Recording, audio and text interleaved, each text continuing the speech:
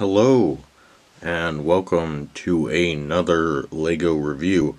Today, we are going to be looking at the entire line of Planets series. Now, this review is going to be a little more brief, I suppose, in that we won't be taking a look at the builds of all of the Planet series, but we will be looking at all of these individual globes.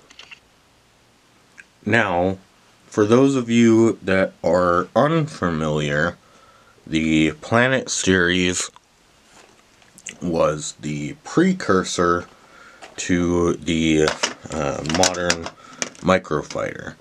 Basically, what you would get with one of these, let's take the Death Star, for example, is you would get this spherical planet, and then the way they work, if we go ahead and we use one of these Camino spherical part, then you can see that basically it's just one solid color, and on most of them they're the same print on both sides, and they've got four little teeth that interlock like that, and they go together and they hold together fairly well, and then if you just give it a light squeeze, they come apart. And it's a pretty good system overall. There were only a few that were made differently. Like if we take Bespin here and we open up, we can see that Bespin is more of a marbled dark tan with some light tan, I suppose. Not really distinctly marbled with a different color, but more so just not made to look like one solid color.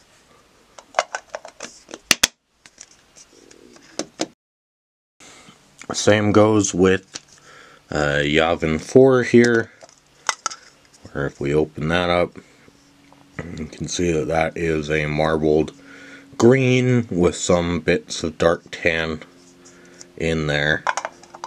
And due to the fact that these were marbled, that does actually make each of these halves of the planet generally unique. I've seen some Yavin 4s that come out looking like a lighter green rather than the darker green, but the Death Star is the most unique of the lot, and it actually came out in Series 1, where it has two specialty molds, where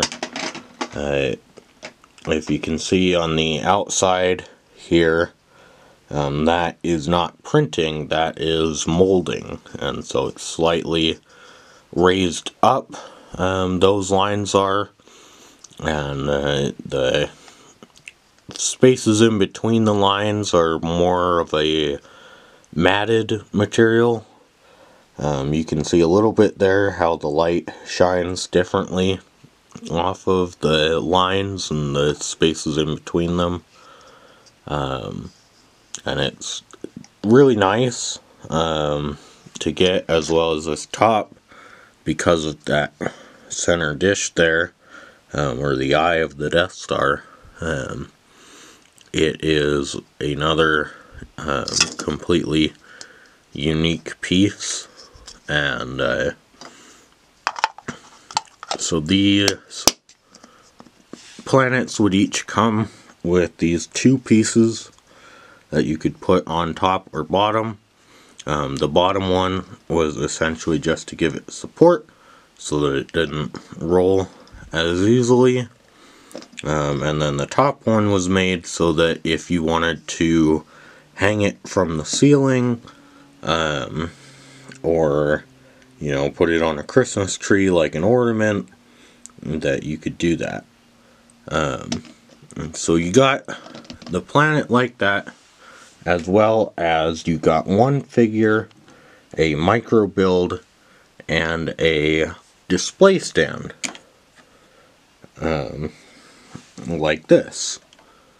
And personally, I think that these were just a little bit before their time.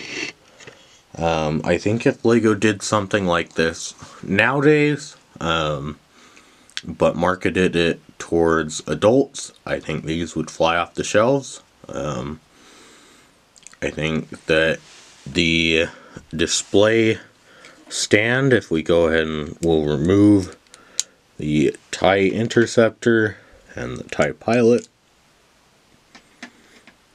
and if we just take a look at the display stand here, I think it looks pretty good.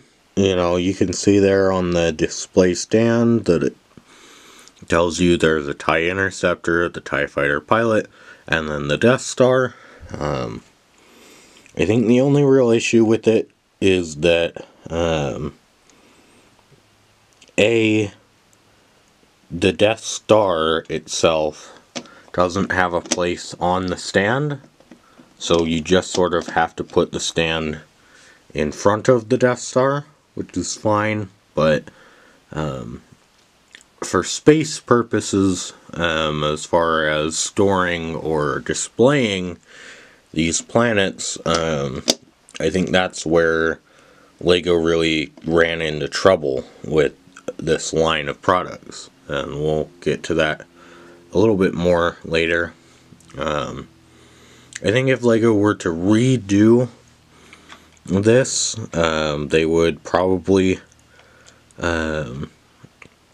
try and tile as much of this off, maybe leave a couple studs for the figure, as well as you know, that place for the ship.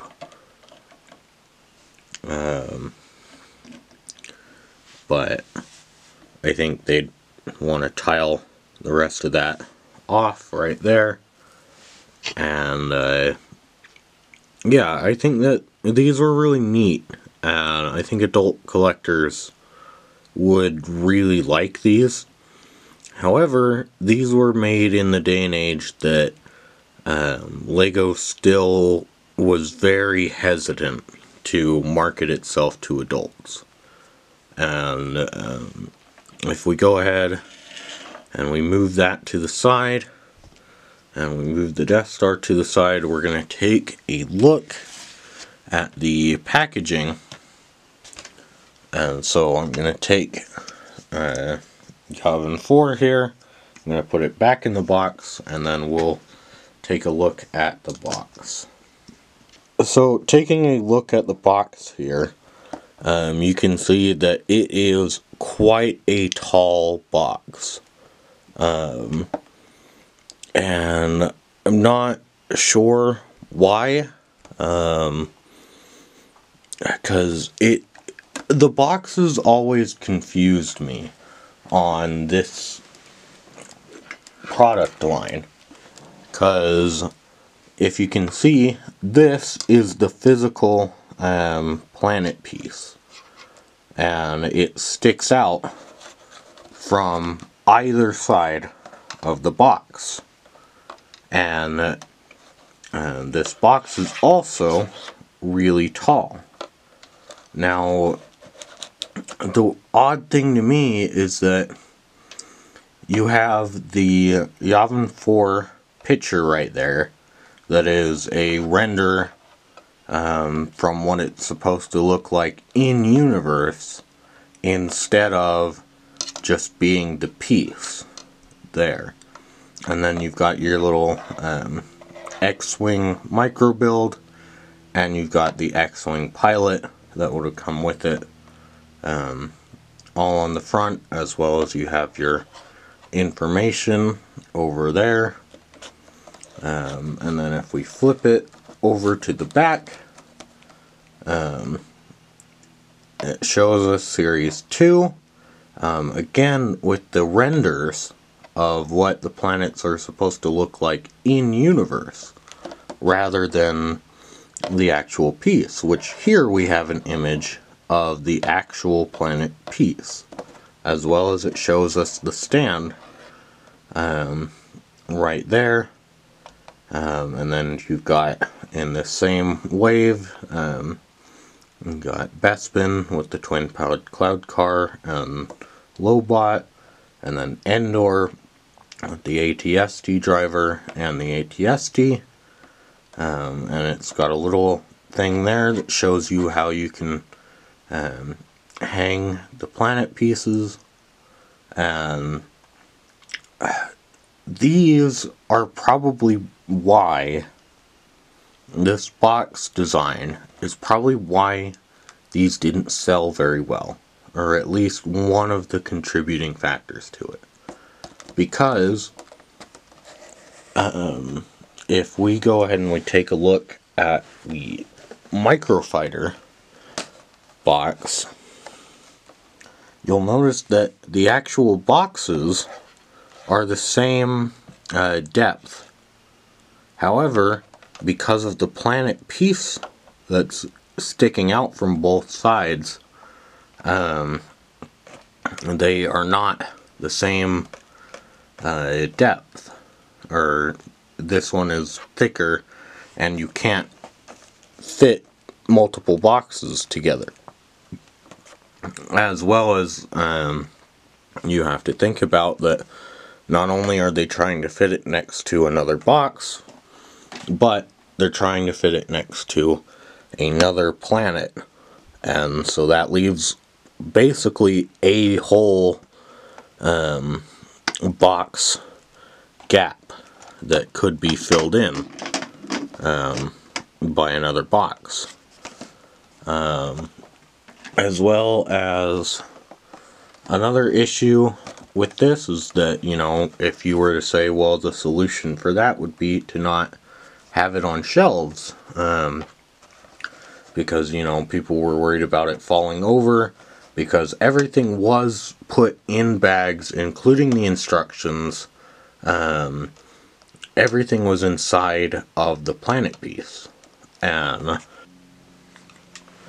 so if we take a look inside of the box there, you can see that there is quite a bit of space.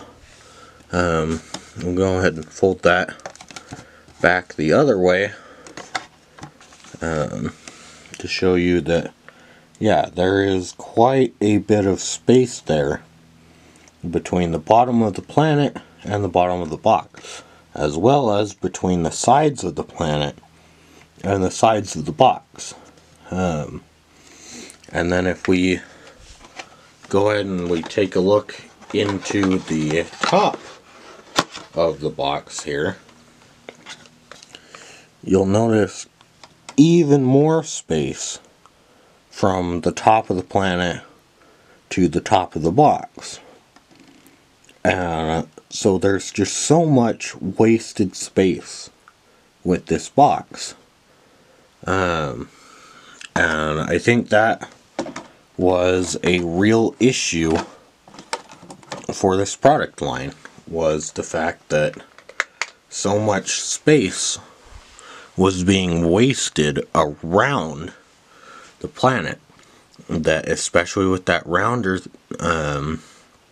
side on each side, it made it so that these were really easy to push over on the shelves, as well as the solution, in quotes, that Lego tried to give retailers was this tab up here at the top of the box that you could, in theory, put on like a store rack and hang them.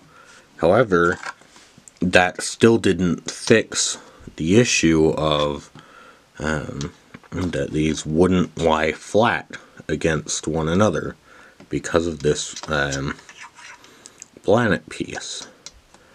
Now, I think the solution for this packaging issue for Lego, I think that it should have been, I think they should have kept the planet piece, and they should have kept everything inside the planet piece. However, I think they should have made smaller boxes that either entirely cover the planet piece, or potentially, if they really wanted to show off that planet piece, you know, because there is a certain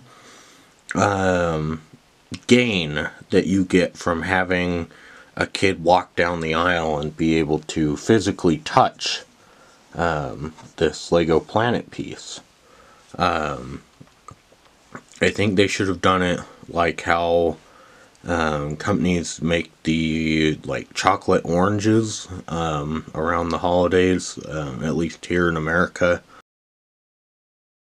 I'll put a picture on screen for anyone who doesn't know, but essentially it's a ball that is uncovered on 3 sides, or I guess it's covered with plastic on 2 of those 3 sides, but you can still touch the ball if you really want to, and then it's got packaging around it, and it's a perfect cube in the packaging, and so they're able to stack really well as they are able to go flat against each other, which would mean that stores would have less hassle trying to put their displays together, which I think was one of the issues that caused this to not be liked by retailers, as well as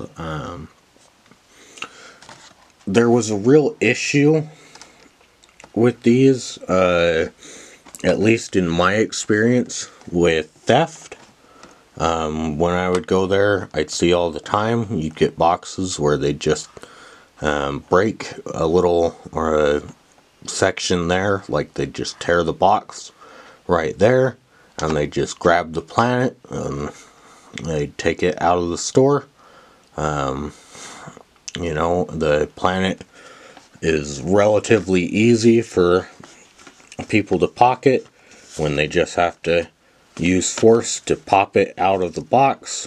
And then if we take, say, Naboo here, if you collapsed it into 2 sides, you know, the hardest part to steal is going to be the actual planet pieces, but the bags inside of them, which would be the figure, which these retailed for $10, so most of the time if you were stealing it, either it was just for your own pleasure, or I would imagine some of the figures may have been a little bit more valuable, such as Sebulba, the Clone Trooper, or Lobot. Some of them may have been a bit more rare, so maybe they would have been more valuable, and that's what the thieves would have been after. I'm not sure. I didn't ever steal any, but you know, I always thought that, you know, it was really weird to see these being stolen like that. However, as well as that being a way that thieves would open it, that was a way that other kids would open it. Like, for example, with me, The first one that I ever got was Tatooine, because it had Sebulba and a couple pink lightsaber pieces. And when I first got that, I don't actually have the box anymore because I broke the box to get it out, because I opened the bottom of the box and I opened the top of the box. And, you know, it still wouldn't come out. And so I didn't know what to do, and so I ended up just pushing it out and breaking it out that way.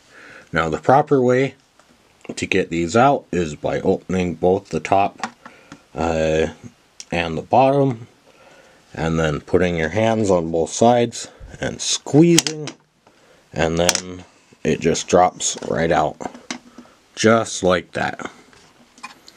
And again, I think that was another issue that the boxes for these had, was that there was just so much wasted space, and they were difficult for children to open, as well as, I think, another issue that they had, that LEGO had selling this product line, was the fact that it's not very designed for children. Like, it is very much designed for display. Because, you know, a child, sure, if they took, like, the model here, so if we go back to our Death Star example here, you know, if a child went ahead and, you know, picked up the TIE Interceptor here, like, sure, they could swoosh it around, and that might be fun, but it doesn't have any actual, like, play features, as well as the figure would have come with a blaster, which would be nice, but you can't get the figure in the ship to pilot it. And, you know, and even if you were a kid and you took the ship and the figure, then you've got this display stand that you've got nothing to do with, as well as you've got your planets that if you hang them from your ceiling, then they're just going to stay on the ceiling. Or if you put them on the shelf, they're just going to stay on the shelf. Again, they don't really have any play features, and there's nothing for you to really do anything with. Whereas with microfighters, so if we take this Millennium Falcon, you'll notice that there are play features. The first ones came out with these flick fire missiles, and now they've moved on to stud shooters, and they come with a figure, and that figure can sit down in the ship and pilot that ship. And yeah, they're much more child friendly, or child designed, I suppose, than the Planet series ever was. Which I think is a large reason why the Planet series didn't sell as well as LEGO wanted it to. Because, you know, if you're a kid, and especially around this time where back then, I believe battle packs were $12. I don't think they had quite made the jump to $15. And they certainly weren't at $20, which is a ridiculous price. Needs to go down. But, they were either $10 or $12 back then. And so essentially for not too much more, that a kid walking down the aisle could buy one of these planets, for where they would just get, the planet plus a figure plus a mini model with no play features, for not much more than that. They could get 4 figures that came with a vehicle, and that vehicle probably had play features, and so I think that I think that was a huge mistake on Lego's part, where I think this right here, what we have, I think would be perfect to market towards adult collectors. Instead of using the blue as the backdrop, if they just did the solid black, maybe with the stars, I'd be alright with that. And then the black, like, greebling down the side that they have now, and have it be an 18 plus set, instead of a 6 to 12 set. I think these would have sold really well to adult collectors. I still think they would. However, I think if they were trying to sell them towards kids, I think their solution should have been, and this is obviously my preference, because Lego's obviously doing really well with the Microfighter series. They've gone on well longer than the Planet series ever did. But I really like these planet pieces. Like, I think they're really cool. And I got all 12 of them here. But I really wish that we got more. And I like these displays as an adult collector. And I think that an unfortunate thing that Microfighters has had, that the Planet series, as it got on, it also suffered from. But initially, the Planet series had a really good way of not necessarily including the pilot for a ship, and especially they had a way of not just making a set with a figure that already came out in half a dozen sets. Where, like, Tatooine was a really cool part of the first wave because it had Sebulba in it. And we would get Sebulba's pod racer, I believe, later that year. I think Sebulba initially released in Tatooine, but I could be wrong on that. They could have came out at the same time. But even with, like, Bespin, where we got the twin pod cloud car, and then instead of getting a cloud car pilot, which is a figure that we would not have had at the time, we got a brand new version of Lobot. A figure that we hadn't seen since the initial Cloud Car release, and a figure that we wouldn't see again until the brand new Betrayal at Cloud City that is way up there, and wow, that's blurry. Yeah, we're gonna just bring that back down. But we wouldn't see him again until that set. So as, a collector, that was really cool to get an exclusive fig that wasn't going to be highly produced or anything.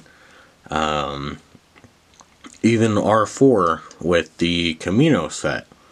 We didn't have an Obi-Wan's Jedi Starfighter at that time.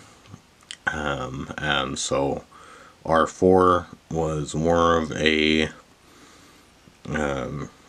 exclusive figure at that time.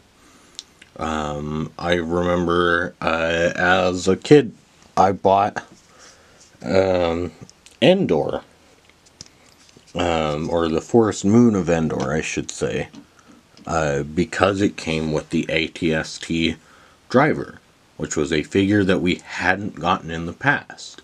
Because I got the Endor bunker set, but that only came with the old, not very good looking Imperial Navy officer, and you just had to double him up as the ATST driver. And so I remember as a kid buying the Endor planet so that I could put an actual ATST driver in my ATST. And I think that that was really cool. And I think that's a problem that the microfighters have fallen into, is that oftentimes we just won't get figures because they don't have a ship that they go with, or we'll only get figures that come with a ship that would be produced at the same time. Not to say that the Planet series didn't do that as well, but those few examples were really cool. Now I think the Planet series sort of fell off because I think, as well as the marketing issues, I think their choices for planets weren't exactly the best oftentimes, where, we've got Naboo, we've got Alderaan, let's move that, we got Camino, and we got the planet Endor, which, while they are all different, and even the Forest Moon of Endor, they're all different, but to a parent looking to buy their child something, they just look like the same one. Or they look vaguely like Earth. So oftentimes I think that the average parent wouldn't want to go buy any of those. Now, 2 of them were exclusive to Europe, or Northern Europe, I should say. But I think that, that was kind of an issue with variety, where you had Bespin and Yavin 4 came out the same wave, and they're essentially just different colors. You've got the tan marbled ball and the green marbled ball. And, I think that that is something that a lot of people were like, oh, well, that's really disappointing. You had some odd picks like the Asteroid Field, where it's not actually a planet, it is just an asteroid field around the equator of the planet, and then just space. And then, you had the Endor planet, which was a really weird pick. That we never saw in any of the films. However, I think that among the weird picks, there were also some great picks. For example, Coruscant. Coruscant is unique from the rest of them. It's not specially molded. It's still just two solid color pieces. It's still the same print on both halves. But, you know, it stands out from the rest of them as being quite unique. Tatooine, even though it's tan, much like Bespin, it's this, I believe, dark orange color. This might have actually been one of the first times that was implemented, now that I'm thinking about it. Not sure, though. But it was this dark orange color with even darker printing on it as well as lighter printing on it. You know, it stands out as well. You know, I think the Death Star was a great choice. And I think it was a great choice to mold it rather than just printing it. I think that was a really good choice on the LEGO designer's part. One issue that I do see with criticism of the Planet series was I've heard in the past people say that, well, of course they canceled it because there was nothing more for them to do, that they had seemingly done all of the planets that they could have done. To which I say, A, not true. Mustafar, Kashyyyk, Dagobah, you know, and that's just from the original two trilogies. You know, the sequel trilogy has even more, but obviously back in 2012, 2013, they didn't have any of those sequel trilogy planets. But also, if we just take a look at, Microfighters made a Millennium Falcon. Huh, that's interesting. They also made another Millennium Falcon.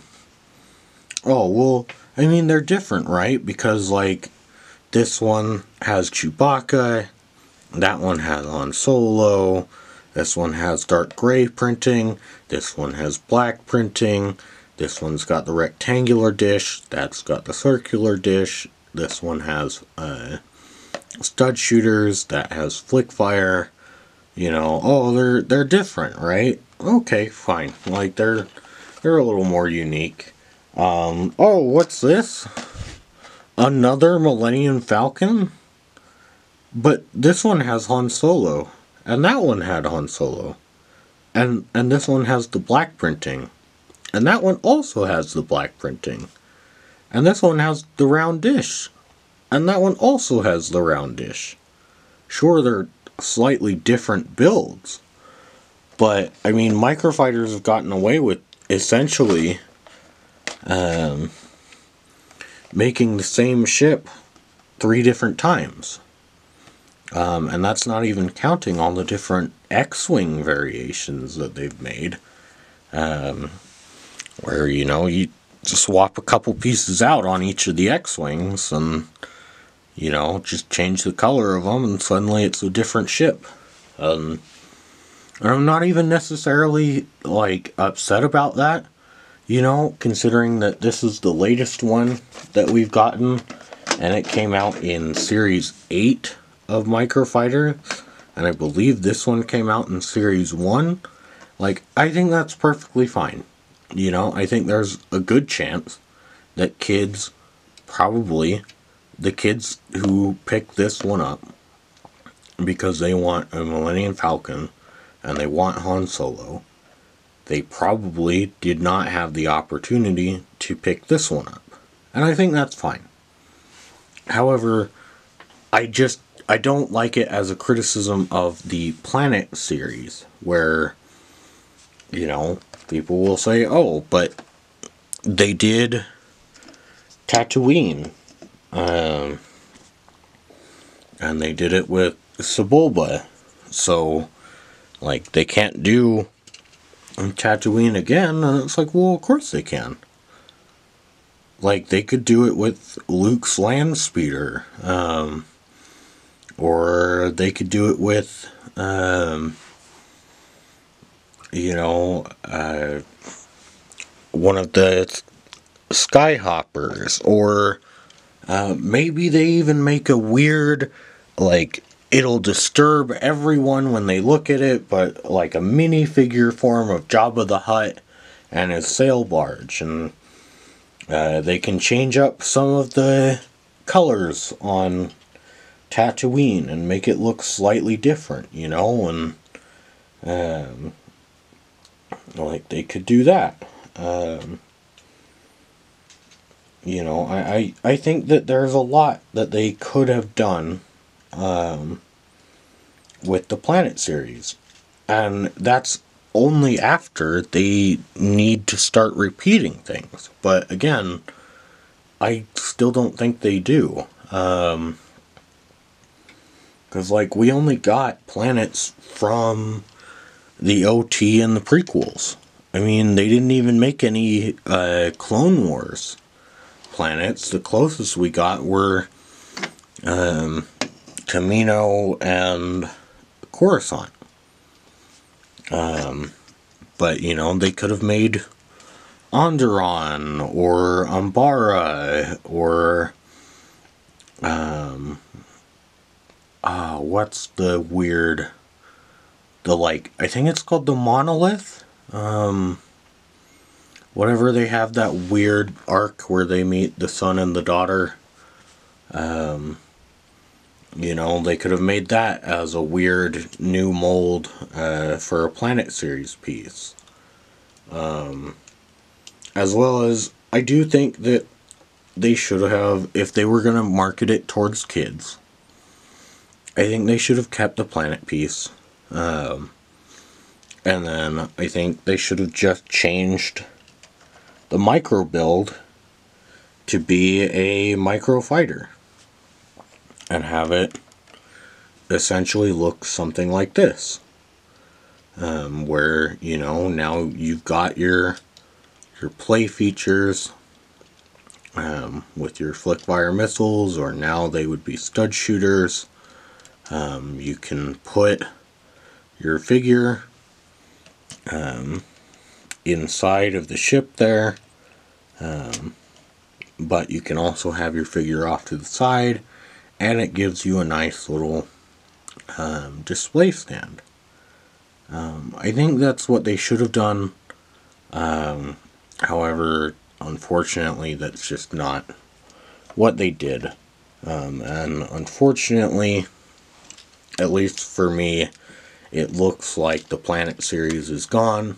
I doubt it will be coming back ever again, which is a real shame. I think they're great, and I haven't seen anything, but it would not surprise me to find out that Lego has destroyed the molds for these Planet pieces, because after all, I mean, they aren't particularly useful outside of this. They are a little neat, where if you look on the inside, they've got an anti-stud 2x2, as well as they have that hole in the middle, and I think Bespin has probably been the most popular one for MOC builders, where, you know, if they're building a Tatooine landscape. All they have to do is cover up that bottom there, and then these make great rounded roof pieces because they're really big, and they're a solid piece. And I think they're really nice, but it wouldn't surprise me if Lego had gone ahead and destroyed the mold for them. After all, we found out not too long ago that allegedly, the goat mold from the Knight's Kingdom set had been destroyed. And so those goats will never be remade, which is a real shame. Because everyone keeps asking for it, and I don't think it's unreasonable, especially if we're going to be getting Lego City Farm sets. I think they ought to give us another goat. But, so let's go through quickly here, just to wrap up. Series 1, you had the Death Star. Here it came with the TIE Interceptor and the TIE Fighter pilot. Then you had Tatooine. It came with Sebulba's pod racer, and was really neat. Then for Series 1, you also had, rounding out Series 1, you had Naboo, that had the Naboo N1 Starfighter with a Naboo pilot, I believe in his red outfit, which at the time was not very common. He was more common in his brown outfit at the time. Then Series 2, we had Bespin,